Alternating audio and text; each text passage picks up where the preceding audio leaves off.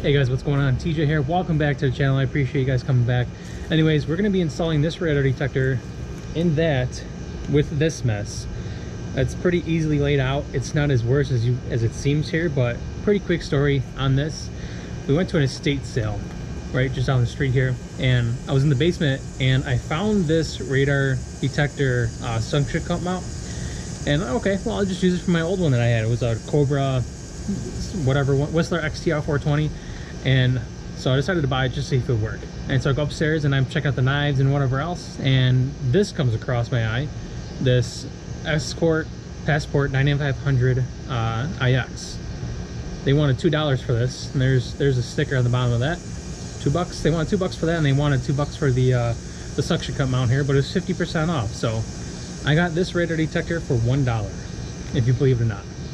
Everything came out to be probably $31 because I had to buy the hardwire kit harness with it. So for a $250 radar detector, walking away with $30 total, can't beat it. So let's go ahead and get started and install this into a car. All right, so we are in the passenger seat of the ST, and we have two locations for the fuse panels. We have one here, and there's one on that side, I think, or in the engine bay, but we're going to be using this one here under the dash. So what we're going to do is, let me step out, remove this so you guys can get a better idea. And right under here, if you guys can see it, see the light, and there's a yellow post to the left and there's a post here to the right. We're going to remove those, and then this cover is going to come out, revealing the fuse block.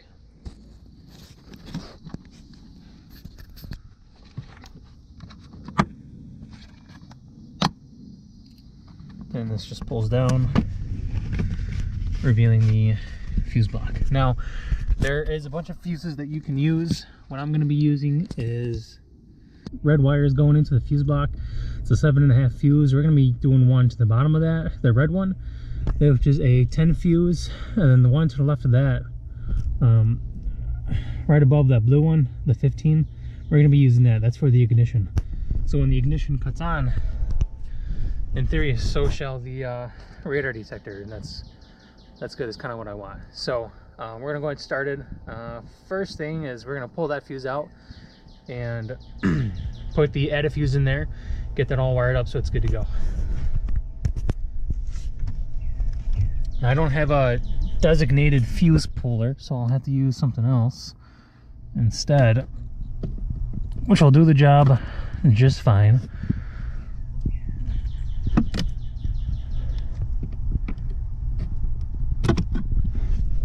So fuse is out. Now we're going to take our add a fuse. Basically what an add a fuse is a piece of electrical wire with a connector on the end of it,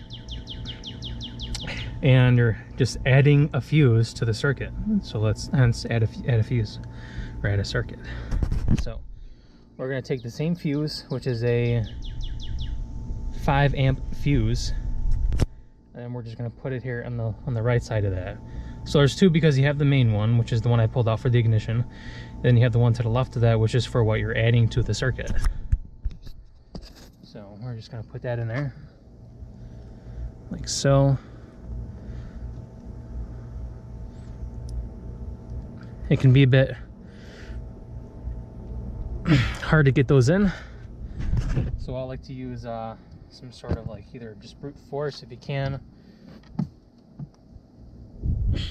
or you can use like pliers just to kind of get it in there all the way, which is what I'll be doing, just to make sure it's seated properly.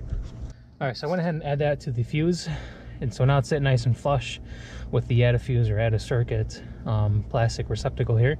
Now what we're going to do is we're going to take the plastic fuse container here, and on the end of it there will be a positive end, and then you have a black one for the negative, for the ground. I will show you guys where this will go. This will get kind of plumbed through the other side onto a bolt that I've used for the AFR gauge. So now what we're going to do is we're going to cut this end off, because I don't have a I think it's called a spade connector. I don't have one for the male, and it looks like it's closed up anyway, so I won't be able to use that. So we're going to cut this off, and then we're going to stick it into the end of that, And then these are made so you stick the wire in the hole and then you clamp it down, and that seals the connection.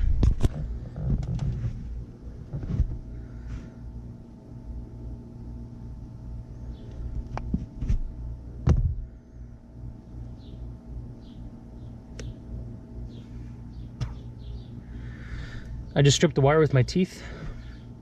You can use a stripping tool, or you can kind of use one of these and just grab it lightly, but sticking it in between my teeth and pulling on it does the trick.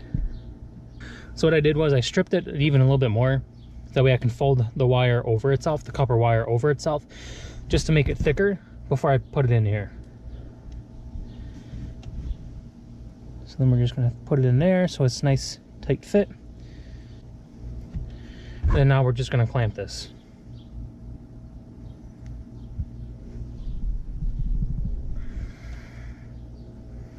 You wanna do this as tight as you can. If you can't really do it with needle nose pliers, you just go ahead and get some nice pliers. You wanna make sure you have a nice tight connection. Hopefully it stays perfect. All right, we're good with that. So now we're just going to take it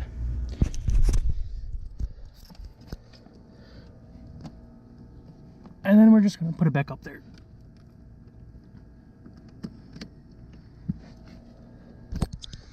Just like that.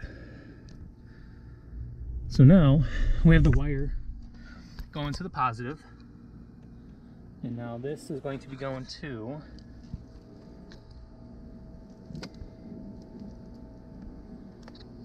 the negative here, which is split. So I just kind of pulled it so it splits itself even more, and I'm going to run the negative to the other side, and hopefully that's going to be a lot better. So let me go ahead and attempt that.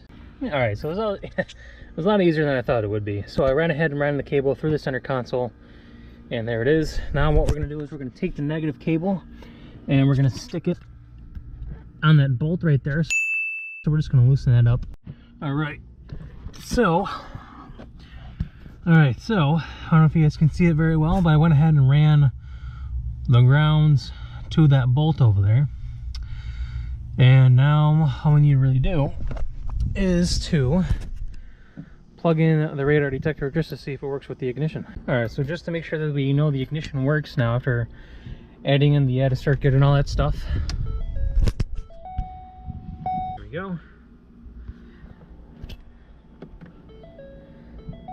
Alright, that works. So now we should be able to plug in our radar detector with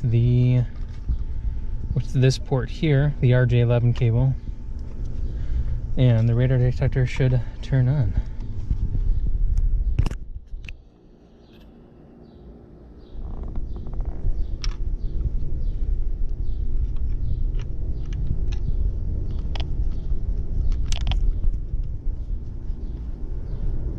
Hey, look at that.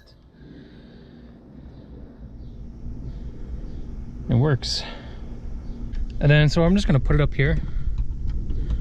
And that's where it's going to be mounted. Just like that. So then we're just going to run the cabling through the trim up here to match the dash, down the A-pillar. And then we're going to tuck it.